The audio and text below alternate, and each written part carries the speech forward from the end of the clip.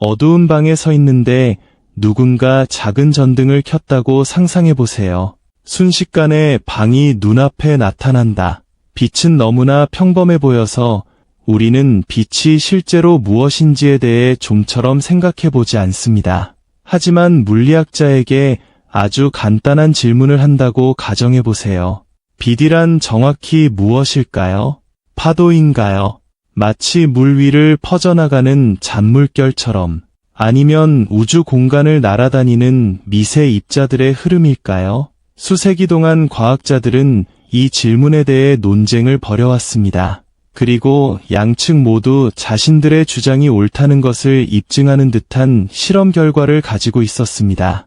몇몇 실험에서는 빛이 파동과 똑같이 행동한다는 것이 밝혀졌습니다. 다른 실험에서는 그것이 입자처럼 행동하는 것을 보여주었습니다. 이상한 점은 자연이 이 두 가지 모습 중 하나를 선택하기를 거부한다는 것이다. 빛은 때때로 파동처럼 행동합니다. 때로는 입자처럼, 그리고 때로는 그 두 가지 모두에 해당하는 것처럼 보이기도 합니다. 이러한 현상이 발생하는 이유를 이해하는 것은 물리학자들을 과학 역사상 가장 심오한 혁명 중 하나로 이끌었습니다. 양자 물리학의 탄생. 오랫동안 빛을 생각하는 가장 자연스러운 방법은 빛을 우주 공간을 날아다니는 미세한 입자들의 흐름으로 상상하는 것이었습니다. 화창한 날 밖에 나가서 주변을 둘러보세요. 우리가 보는 모든 것은 태양에서 눈으로 직선으로 이동하는 어떤 빛에 의해 비춰지는 것처럼 보입니다. 그림자가 선명하고 또렷하게 표현되어 있습니다. 벽이 햇빛을 가릴 때 그 뒤쪽 영역은 어두워진다. 마치 물리적인 무언가가 장애물에 막힌 것 같습니다. 이러한 간단한 관찰을 통해 많은 초기 사상가들은 빛이 발광체에서 바깥쪽으로 뻗어나가는 작은 물질 조각들로 이루어져 있다고 상상하게 되었습니다. 고대 그리스의 에피쿠로스와 후대의 루크레티우스 같은 철학자들은 물체가 미세한 입자를 방출하여 공간을 이동하고 눈에 들어와 우리가 세상을 볼 수 있게 해준다고 주장했습니다. 그 아이디어는 일상적인 경험과 잘 어울렸기 때문에 특유의 우아함을 지니고 있었다. 만약 빛이 실제로 입자의 흐름이라면 그림자는 그 입자들이 닿지 못하는 곳에 정확히 나타날 것입니다. 그리고 그림자의 가장자리는 입자가 도달하는 영역과 도달하지 않는 영역 사이의 경계를 나타낼 것입니다. 수세기 후 이러한 직관적인 그림은 다듬어지고 발전하여 훨씬 더 정교한 이론이 되었습니다. 17세기 위대한 영국 물리학자 아이작 뉴턴은 빛이 극히 작은 입자들로 이루어져 있다고 제안했으며 그는 이 입자들을 밀입자라고 불렀습니다. 뉴턴은 발광체가 이러한 입자들을 모든 방향으로 끊임없이 방출한다고 상상했습니다. 일단 방출되면 입자들은 표면이나 물질의 변화를 만나지 않는 한 직선으로 이동합니다. 이 입자 모형을 통해 뉴턴은 역학에서 이미 익숙한 개념들을 사용하여 빛의 여러 가지 잘 알려진 성질들을 설명할 수 있었습니다. 빛이 거울에 반사되는 현상을 생각해 보세요.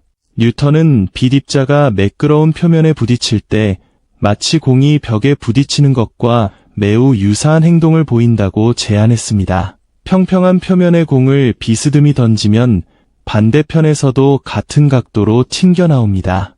뉴턴의 논리에 따르면 입자의 운동의 수평 성분은 변하지 않지만 수직 성분은 표면에 부딪히면 방향이 반전됩니다. 그 결과가 바로 반사의 법칙입니다. 입사각은 반사각과 같습니다. 빛을 아주 작고 움직이는 물체로 상상해보니 설명이 거의 당연하게 느껴졌다. 뉴턴은 또한 빛이 공기에서 유리나 물처럼 한 투명한 물질에서 다른 투명한 물질로 통과할 때 휘어지는 현상인 굴절을 설명하려고 시도했습니다. 입자 이론에 따르면 이러한 휘어짐은 입자들이 물질 사이의 경계에 접근할 때 힘을 받기 때문에 발생합니다. 뉴턴은 물질이 빛 입자에 약한 인력을 작용한다고 제안했다. 빗줄기가 유리와 같이 밀도가 높은 물질의 표면에 접근하면 빛 입자는 공기 쪽보다 유리 쪽으로 더 강한 인력을 느끼게 됩니다. 이 추가적인 인력은 입자들이 경계를 통과할 때 입자들의 운동 방향을 바꾸어 빛의 경로를 법선 방향으로 휘게 할 것입니다. 세부 사항은 추측에 불과했지만 이 아이디어를 통해 뉴턴은 실험을 통해 알려진 굴절의 기본 법칙을 재현할 수 있었다. 뉴턴 이론의 성공은 뉴턴 자신 덕분에 엄청난 의미를 지녔다. 17세기 후반에 이르러 그의 운동 법칙과 중력 이론은 이미 과학을 혁신적으로 변화시켰다. 그들은 행성의 운동, 지구로 떨어지는 물체, 그리고 발사체의 궤적을 놀라운 정확도로 설명했습니다. 뉴턴이 빛에 대해서도 비슷한 논리를 적용했을 때 많은 과학자들은 그가 옳다고 생각했습니다. 1세기 이상 동안 입자설은 물리학계에서 가장 신뢰받는 권위자로부터 나온 이론이었기에 과학계를 지배해왔습니다. 하지만 이 시기에도 입자 모형이 전체 상황을 설명하는 것은 아닐 수도 있다는 몇 가지 관측 결과가 나타났습니다. 한 가지 어려움은 서로 다른 물질에서 빛의 속도에 관한 것이었다. 뉴턴의 이론에 따르면 빛 입자는 공기 중에서보다 유리와 같은 밀도가 높은 물질에서 더 빠르게 이동할 것이라고 예측했는데 이는 매질이 인력이 입자를 가속시키기 때문이다. 이후의 실험들은 정반대의 결과를 보여주었다. 빛은 실제로 밀도가 높은 매질에서 더 느리게 이동합니다. 또 다른 문제는 빛이 매우 좁은 틈을 통과할 때 나타났습니다. 빛은 완벽하게 직선으로 뻗어나가는 대신 계구부 가장자리를 넘어 약간 바깥쪽으로 퍼져나가는 것처럼 보였다. 훗날 회절이라고 불리게 된 이 현상은 입자가 직선 경로를 따라 움직인다는 단순한 설명에 잘 들어맞지 않았다. 이러한 어려움에도 불구하고 빛의 입자 모형은 일상적인 직관과 매우 잘 부합했기 때문에 설득력을 유지했다. 빛은 태양에서 쏟아져 내리는 보이지 않는 입자들의 빛처럼 상상하기 쉬웠고 그 입자들이 물체에 부딪혀 반사된 후 마침내 우리 눈에 도달했습니다. 이 이론은 당시 물리학을 지배했던 기계론적 세계관과 자연스럽게 연결되었다. 하지만 새로운 실험들이 축적됨에 따라 과학자들은 이러한 단순한 모델이 빛의 모든 행동을 완벽하게 설명하지 못할 수도 있다는 사실을 서서히 깨닫기 시작했습니다. 이는 사고의 근본적인 변화를 위한 발판을 마련했으며 결국 빛을 단순히 입자의 흐름으로만 보는 관념을 훨씬 더 놀라운 무언가로 대체하게 될 것이었다. 100년이 넘는 세월 동안 뉴턴의 빛에 대한 입자 모형은 설득력 있는 것처럼 보였다. 하지만 어떤 과학적 아이디어든 진정한 검증은 직관이 더 이상 믿을 수 없는 상황을 실험을 통해 탐구하기 시작할 때 이루어집니다. 빛에 관한 역사에서 가장 중요한 순간 중 하나는 19세기 초 토마스 영이라는 젊은 영국 과학자가 입자설 전체에 도전하는 놀랍도록 간단한 실험을 수행했을 때였습니다. 실험 자체는 특별한 것이 필요하지 않았습니다. 필요한 것은 광원, 작은 구멍, 그리고 가림막뿐이었다. 하지만 그 실험이 드러낸 사실은 물리학자들이 빛의 본질 자체를 제고하게 만들었다.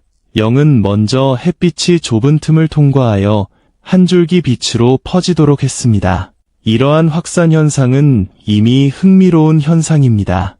빛이 직선으로 움직이는 아주 작은 입자들로만 이루어져 있다면 빗줄기는 단순히 같은 방향으로 계속 나아갈 것이라고 예상할 수 있을 것입니다. 반면에 빛이 좁은 틈을 통과하면 약간씩 퍼져나갑니다. 오늘날 우리가 회절이라고 부르는 현상입니다. 하지만 영은 거기서 멈추지 않았습니다. 첫 번째 슬릿에서 빛이 퍼지도록 한 후 그는 그 빛을 서로 가까이 배치된 두 개의 추가 슬릿으로 향하게 했다. 이 두 구멍을 통과한 빛은 계속 진행하여 어느 정도 떨어진 곳에 놓인 스크린에 닿았습니다. 자, 이제 뉴턴이 제안했던 것처럼 빛이 정말로 작은 입자들로 이루어져 있다면 어떤 일이 일어날지 상상해보세요. 각 입자는 두 슬릿 중 하나를 통과한 후 대략 직선 경로를 따라 스크린을 향해 나아갈 것입니다. 시간이 지남에 따라 스크린에는 두 슬릿에서 들어오는 입자들이 축적되어 두 개의 구멍에 해당하는 두 개의 밝은 영역이 형성될 것입니다. 다시 말해 그 패턴은 마치 작은 모래알갱이를 두 개의 구멍을 통해 벽 쪽으로 던지는 것처럼 두 개의 겹치는 충격 덩어리와 유사해야 합니다. 하지만 영이 관찰한 것은 그것이 아니었다. 두 개의 단순한 밝은 띠 대신 화면은 중앙에서 바깥쪽으로 뻗어나가는 밝고 어두운 줄무늬가 번갈아 나타나는 전체 패턴을 표시했습니다. 그 무늬는 놀라울 정도로 규칙적이었는데 마치 물결이 수면 위로 퍼져나가는 모습과 같았다. 어두운 줄무늬는 단순히 빛이 약한 곳이 아니었다. 그곳들은 빛의 강도가 거의 0에 가까워지는 곳들이었다. 어떻게 된 일인지 두 슬릿에서 나온 빛이 공간의 특정 영역에서 서로 상쇄되고 있었다. 이러한 현상이 발생하는 이유를 이해하려면 입자보다는 파동의 관점에서 생각하는 것이 도움이 됩니다. 수면 위에 생긴 두 종류의 잔물결이 같은 지점을 향해 움직이는 상황을 생각해 보세요. 한 잔물결의 마루가 다른 잔물결의 마루와 만나면 두 파동은 서로 강화되어 더 큰 마루를 만들어냅니다. 파도의 마루와 골이 만나면 두 움직임이 상쇄되어 수면은 거의 평평하게 유지됩니다. 이 과정을 간섭이라고 하며 이는 파동의 정의적인 속성 중 하나입니다. 영은 빛이 같은 방식으로 작용한다면 화면의 무늬를 완벽하게 설명할 수 있다는 것을 깨달았다. 빛이 두 개의 틈을 통과할 때 각 틈은 바깥쪽으로 퍼져나가는 파동의 새로운 발생원 역할을 했습니다. 두 슬릿에서 나온 파동이 마루가 서로 맞닿아 스크린에 동시에 도달하는 지점에서 강도가 증가하여 밝은 무늬가 생성되었다. 파도가 서로 어긋나게 도착하여 마루와 골이 만나는 곳에서는 교란이 상쇄되어 어두운 테두리가 생성되었습니다. 따라서 밝은 띠와 어두운 띠가 번갈아 나타나는 패턴은 보강 간섭과 소멸 간섭을 직접적으로 보여주는 지도였다. 영의 설명이 훌륭했던 이유는 추측에 의존하지 않았다는 점이었다. 밝은 무늬 사이의 간격은 실제로 빛의 파장과 슬릿의 기하학적 구조를 이용하여 예측할 수 있습니다. 두 파동이 스크린의 특정 지점까지 이동한 거리의 차이가 파장의 정수배와 같으면 두 파동은 위상이 일치하여 밝은 띠를 만들어냅니다. 경로 차이가 파장의 절반이면 파동은 위상이 어긋나게 도달하여 어두운 띠를 생성합니다. 수학적 계산 결과는 관찰된 패턴과 놀라울 정도로 정확하게 일치했습니다. 갑자기 이 실험에서 빛이 보이는 행동이 완전히 이해되었다. 하지만 이는 빛을 파동으로 취급할 경우에만 해당됩니다. 입자설 지지자들에게 이 결과는 매우 당혹스러웠는데 파동과는 달리 단순 입자는 진공 상태에서 서로 상쇄될 수 없기 때문이다. 영의 실험은 빛의 파동적 설명이 빛의 행동에 대한 근본적인 무언가를 포착한다는 것을 많은 과학자들에게 점차 확신시켜 주었다.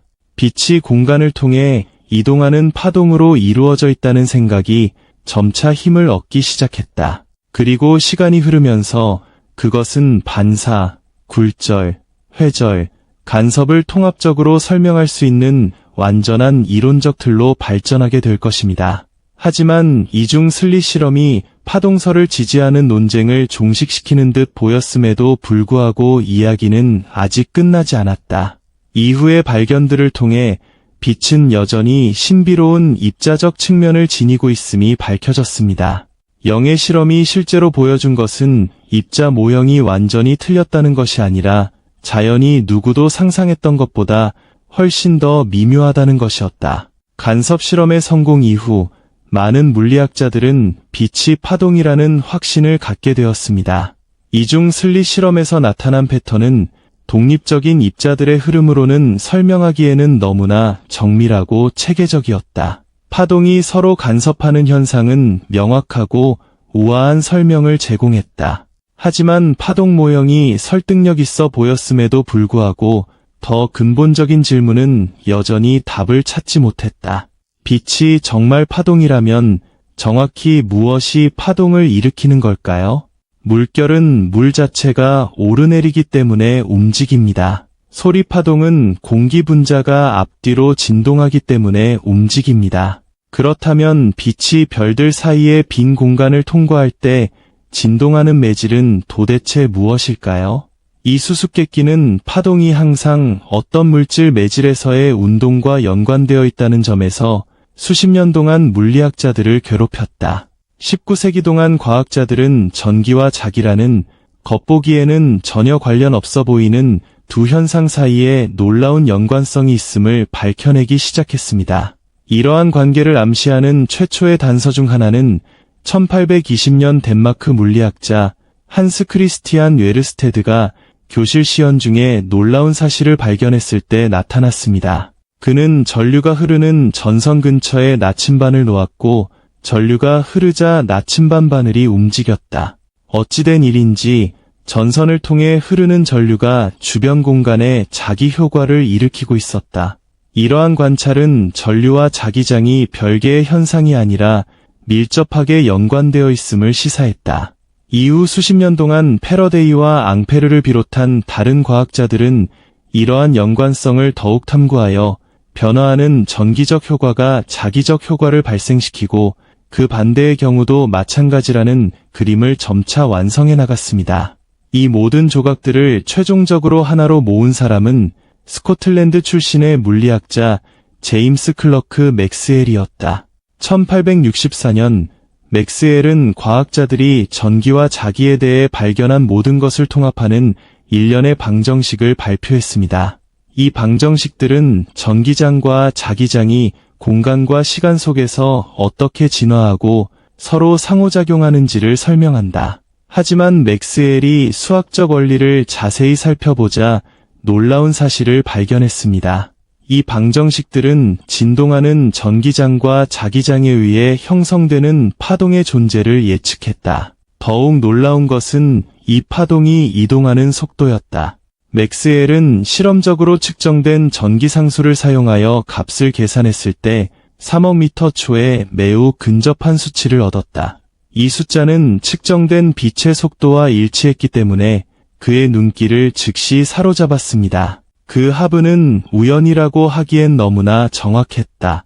맥스웰은 자신의 방정식이 예측하는 신비로운 파동이 사실은 빛 그 자체라는 것을 깨달았다. 다시 말해 빛은 단순히 어떤 보이지 않는 기계적 매질을 통해 전달되는 파동이 아니었다. 그것은 전기장과 자기장의 자체의 전파성 교란이었다. 시간에 따라 전기장이 변하면 자기장이 생성됩니다. 자기장이 변하면 새로운 전기장이 생성됩니다. 이러한 지속적인 상호작용 덕분에 파동은 물질적 매질이 존재하지 않더라도 스스로를 유지하고 공간을 통해 앞으로 나아갈 수 있습니다. 그러므로 빛은 물이나 공기와 같은 매개체 없이도 태양과 지구 사이의 텅 빈 진공을 통과할 수 있습니다. 이러한 통찰은 빛에 대한 이해를 완전히 바꿔놓았습니다. 빛은 더 이상 신비로운 물질이나 미세한 입자의 흐름이 아니라 전자기 복사라는 훨씬 더 큰 현상의 일부가 되었습니다. 맥스웰의 방정식은 가시광선이 훨씬 더 넓은 스펙트럼의 작은 부분에 불과하다는 사실도 밝혀냈습니다.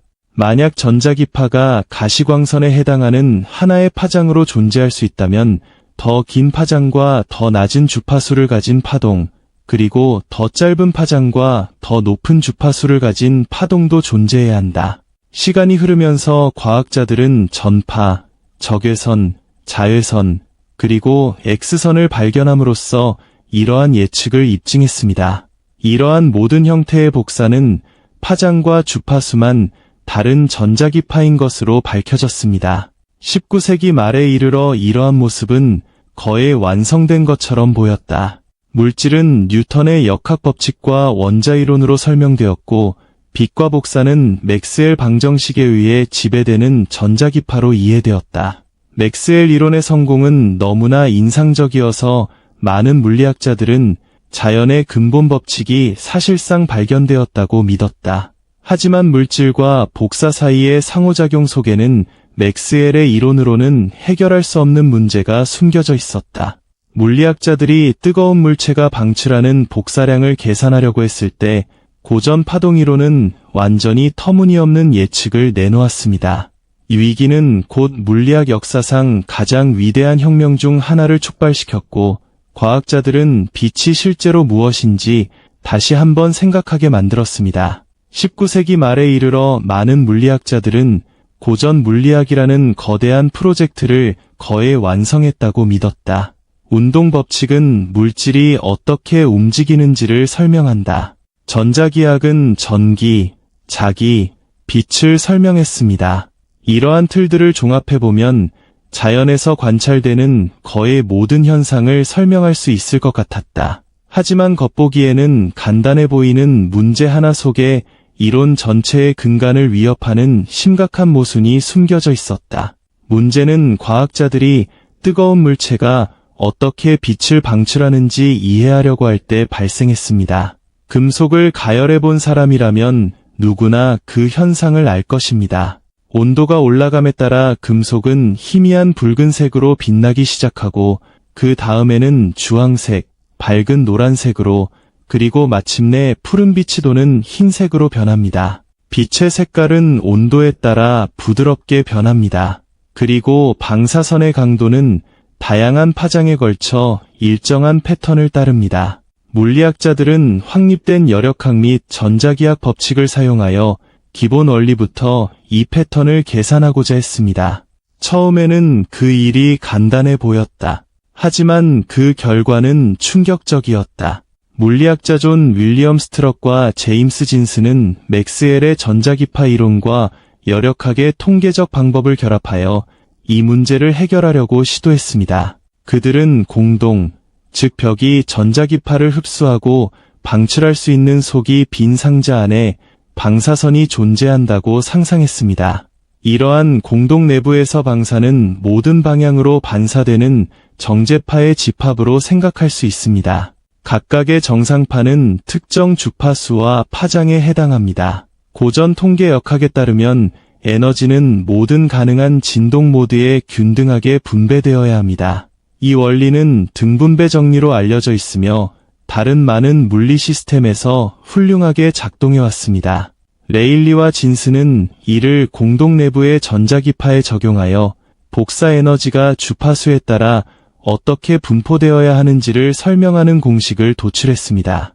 처음에는 그 결과가 합리적으로 보였다. 저주파수 영역에서는 해당 공식이 실험 측정값과 상당히 잘 일치했습니다. 하지만 그들이 점점 더 높은 주파수에서 일어나는 일을 조사했을 때 매우 충격적인 사실이 드러났습니다. 이 방정식은 짧은 파장에서 방출되는 에너지의 양이 무한히 증가할 것이라고 예측했습니다.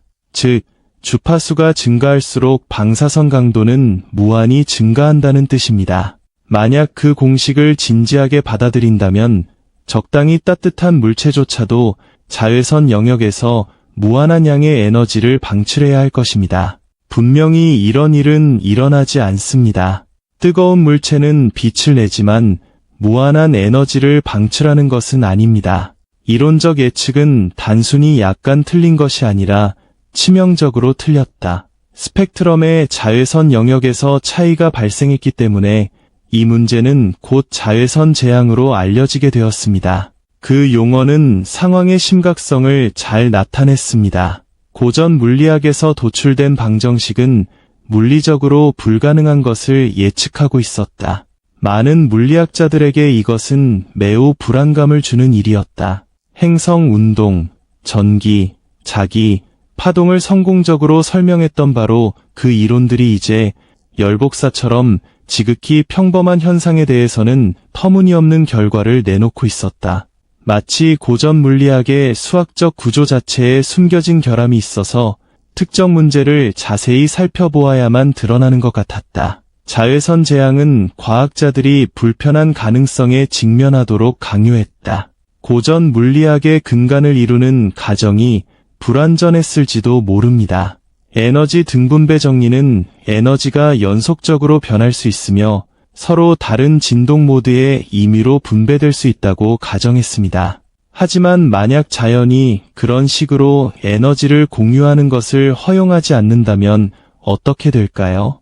물질과 복사 사이의 에너지 교환이 매끄러운 연속체가 아니라 불연속적인 양으로만 일어난다면 어떨까요? 이 획기적인 아이디어는 1900년 독일 물리학자 막스 플랑크에 의해 제안되었습니다. 플랑크는 복사선을 방출하는 진동자가 복사선의 주파수에 비례하는 고정된 양의 에너지 묶음으로만 에너지를 흡수하거나 방출할 수 있다는 대담한 가정을 제시했습니다. 각 입자 묶음의 에너지는 현재 플랑크 상수로 알려진 새로운 자연 상수를 포함하는 간단한 관계식으로 주어졌습니다. 플랑크는 원래 실험 데이터에 맞추기 위한 수학적 기법으로 이 양자화를 도입했습니다. 하지만 그 결과는 심각했습니다. 에너지 교환을 불연속적인 양자로 제한했을 때 예측된 열복사 스펙트럼이 관측 결과와 갑자기 완벽하게 일치했습니다. 자외선 재앙은 완전히 사라졌다.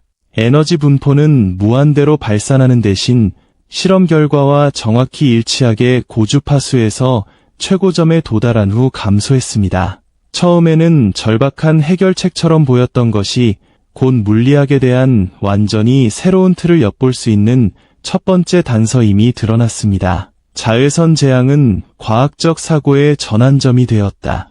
이는 에너지를 매끄럽고 연속적인 양으로 보는 고전적인 관점이 보편적으로 옳을 수 없다는 것을 보여주었다. 플랑크의 아이디어가 성공을 거두면서 자연은 물리학자들이 수세기 동안 가정해왔던 규칙과는 근본적으로 다른 규칙에 따라 작동할지도 모른다는 가능성이 제기되었다. 빛나는 물체의 색깔에 관한 문제를 해결하려던 과학자들은 우연히 혁명의 문을 열게 되었다. 다음 단계는 또 다른 물리학자가 에너지 자체가 양자화되어 있다면 그 에너지를 전달하는 빛 또한 불연속적인 입자처럼 행동할 수 있다는 사실을 깨달았을 때 이루어졌습니다. 플랑크가 제시한 자외선 대재앙 해결책은 당면한 수학적 위기를 해결했지만 물리학자들에게 매우 불안한 함의를 남겼다. 만약 에너지가 불연속적인 묶음 형태로만 교환될 수 있다면 고전 파동이론에서 가정하는 복사에 대한 매끄럽고 연속적인 그림은 완전히 정확하지 않을 것이다.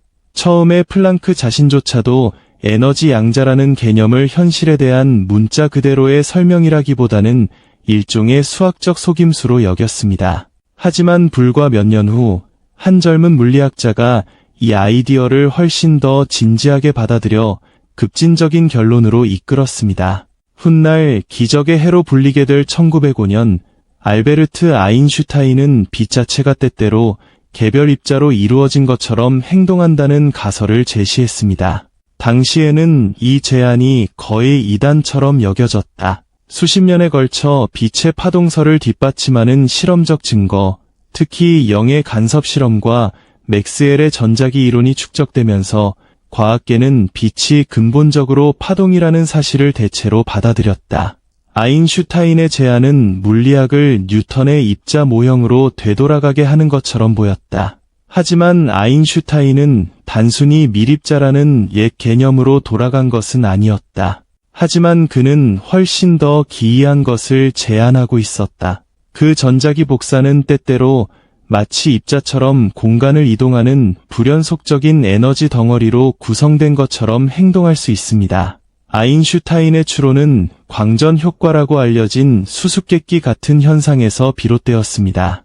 빛이 특정 금속 표면에 비추면 전자가 물질에서 방출될 수 있습니다.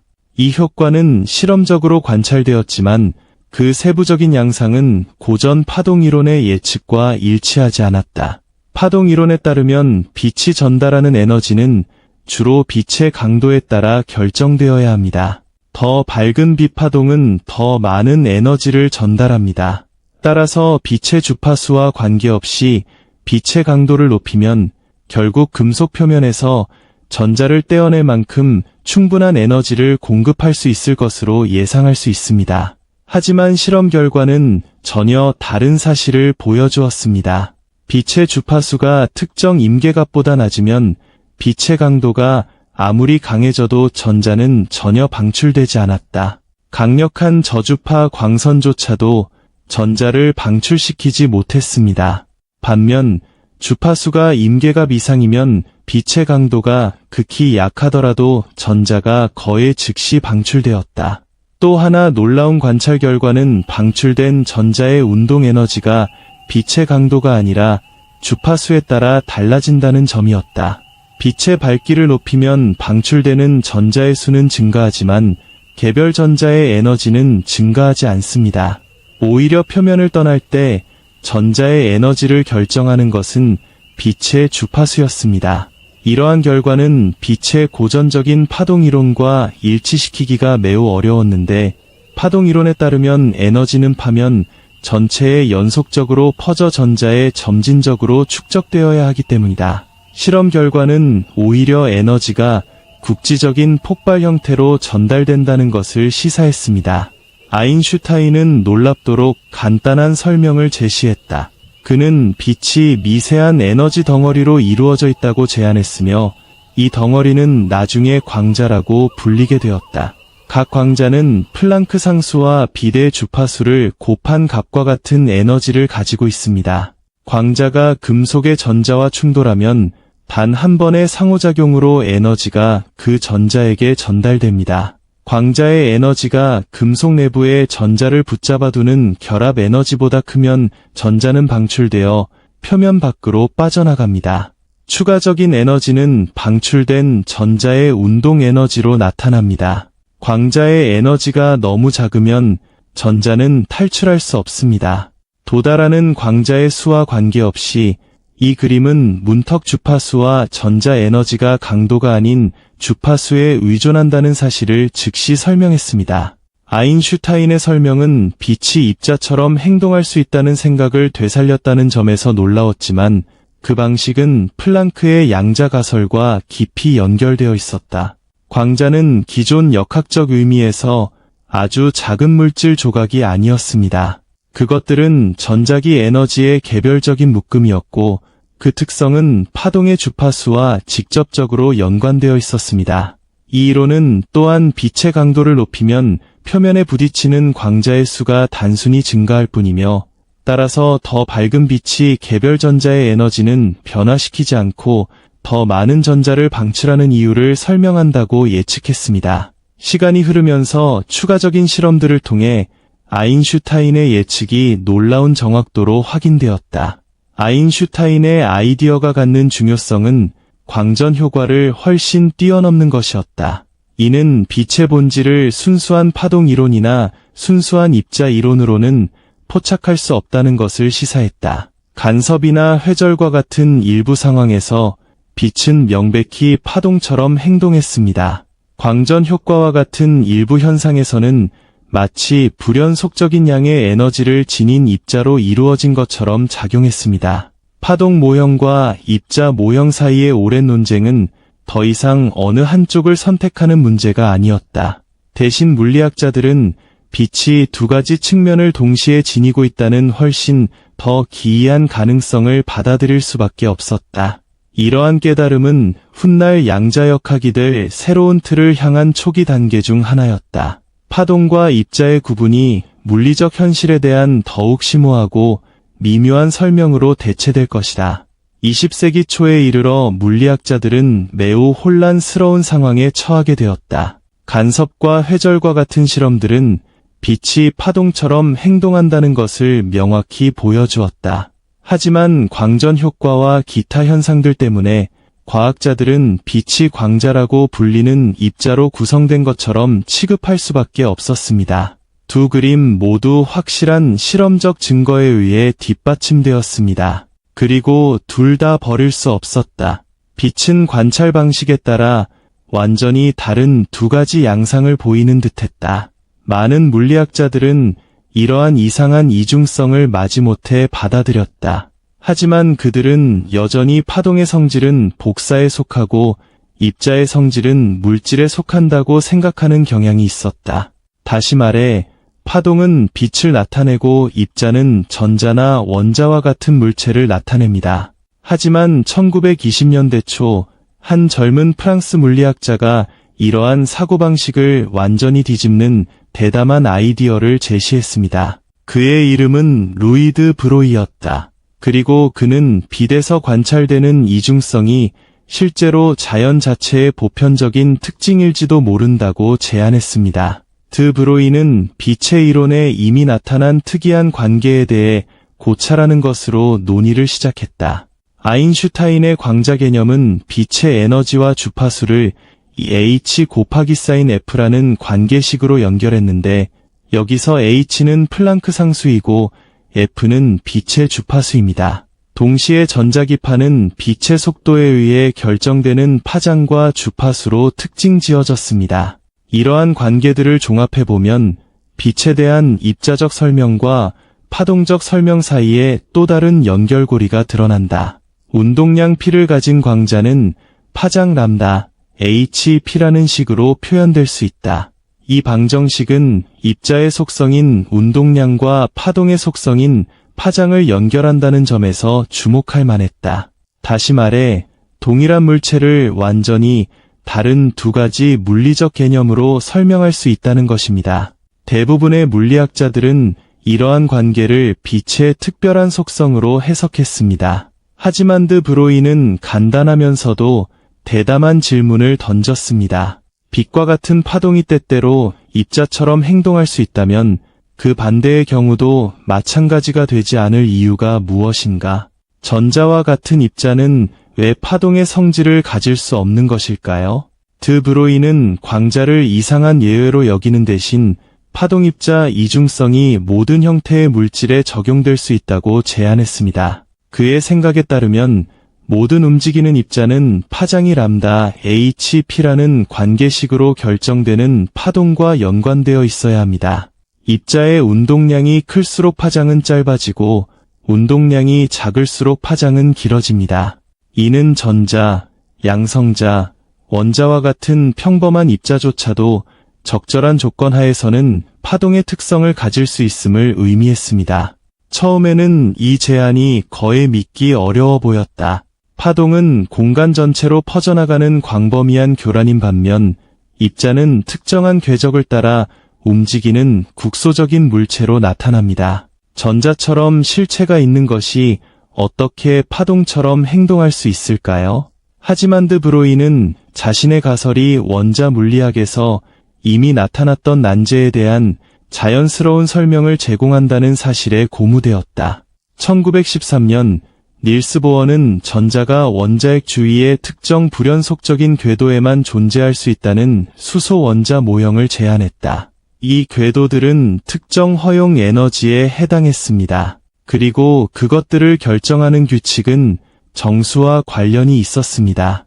보어의 모델은 수소에 관측된 스펙트럼선을 성공적으로 설명했지만 특정 궤도만 허용된다는 조건은 다소 불가사의하게 느껴졌다. 드 브로이는 보어의 이론에서 정수가 나타나는 방식이 정상파 패턴을 강하게 연상시킨다는 점을 알아차렸다. 둘 사이의 연관성을 이해하려면 양쪽 끝이 고정된 진동하는 줄을 상상해보세요.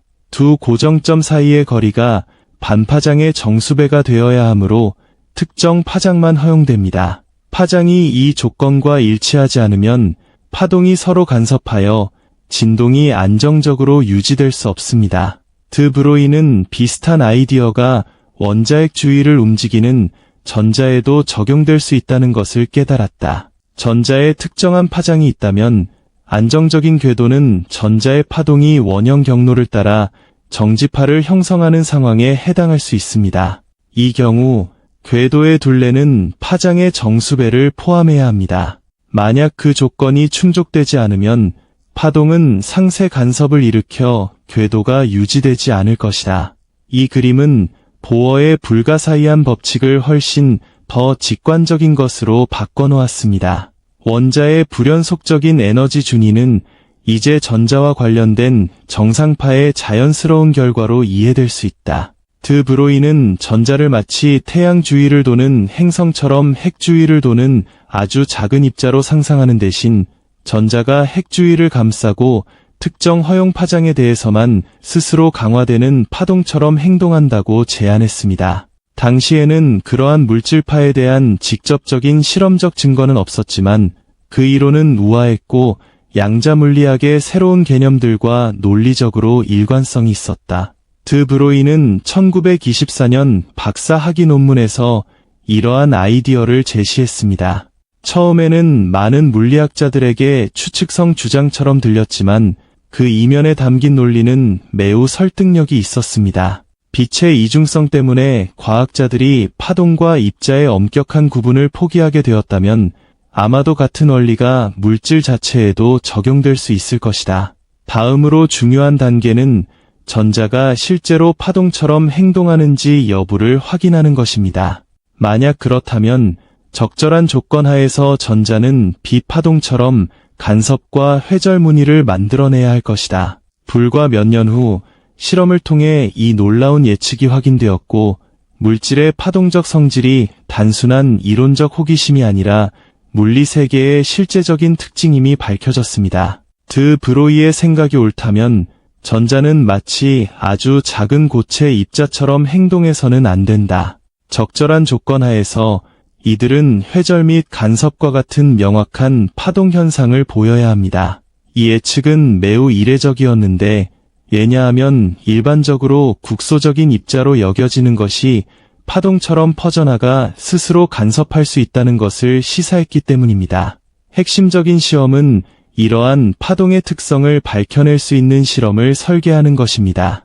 초기 증거는 전자회절 실험에서 얻어졌습니다. 하지만 양자물체의 기묘한 본질을 가장 명확하고 극적으로 보여주는 예는 물리학에서 가장 유명한 실험 중 하나인 이중 슬릿 실험의 변형에서 나타납니다. 이 실험이 왜 그토록 강력한지 이해하려면 서로 다른 세 가지 상황을 비교해 보는 것이 도움이 됩니다. 먼저 테니스공과 같은 작은 고체 물체들을 좁은 틈 2개가 있는 금속 장벽을 향해 발사하는 상황을 상상해 보세요. 장벽 뒤에는 공이 어디에 떨어지는지 기록하는 화면이 있습니다. 각 공은 왼쪽 슬릿 또는 오른쪽 슬릿을 통과한 후 스크린에 닿을 때까지 거의 직선으로 나아갑니다.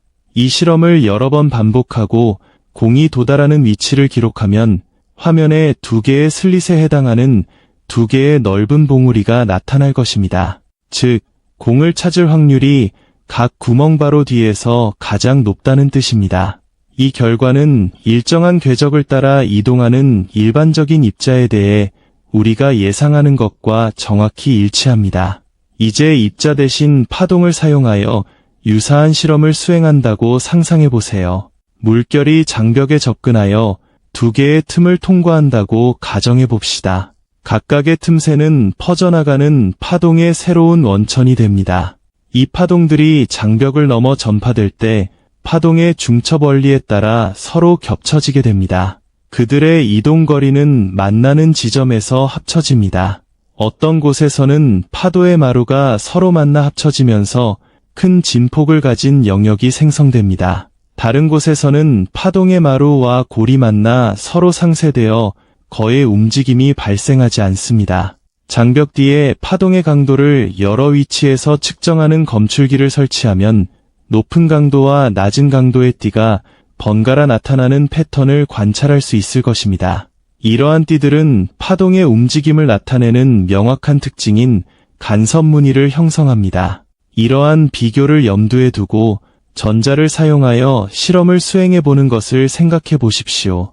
전자빔이 2개의 슬릿이 있는 장벽을 향해 발사되고 장벽 반대편에 있는 검출기가 각 전자가 어디에 도달하는지 기록합니다. 언뜻 보면 그 결과가 테니스공 실험과 비슷할 것이라고 예상할 수도 있다. 전자는 질량과 전하가 명확하게 정의된 입자이므로 각 전자는 2 슬릿 중 하나를 통과하여 슬릿 뒤쪽 어딘가에 도달하고 결국 스크린에 2개의 전자 덩어리를 형성하게 됩니다. 하지만 실험을 진행하자 놀라운 일이 벌어졌습니다. 많은 전자가 검출된 후에는 화면상의 패턴이 2개의 단순한 봉우리를 형성하지 않습니다. 대신 파동에 의해 생성되는 간섭 패턴과 동일한 밝고 어두운 띠가 점진적으로 형성됩니다. 전자빔의 세기를 극도로 낮춰 한 번에 하나의 전자만 장치를 통과하도록 실험을 반복하면 상황은 더욱 놀라워집니다. 각각의 전자는 마치 입자가 스크린에 부딪히는 것처럼 단일한 국소적 사건으로 검출기에 도달합니다. 전자가 부분적으로 검출되거나 일부만 검출되는 경우는 절대 없습니다. 하지만 실험이 계속되고 더 많은 개별 전자가 기록될수록 나타나는 전체적인 패턴은 여전히 동일한 간섭 패턴입니다. 마치 각 전자가 두 슬릿을 동시에 통과하여 특정 위치에서 검출되기 전에 스스로 간섭하는 것과 같습니다. 이 결과는 양자역학의 본질적인 특징을 드러낸다. 전자는 검출될 때 입자처럼 행동하지만 검출이 발생하는 확률은 파동에 의해 결정됩니다. 전자와 관련된 파동은 공간을 통해 퍼져나가 두 슬릿을 모두 통과하면서 확률 분포의 간섭 무늬를 생성합니다. 하지만 측정을 할 때는 전자는 항상 단일한 국소 입자로 관찰됩니다. 그러므로 이 파동은 고전적인 의미에서 물질의 물리적 파동을 나타내는 것이 아닙니다. 대신 이는 입자가 서로 다른 위치에서 발견될 확률의 진폭을 나타냅니다.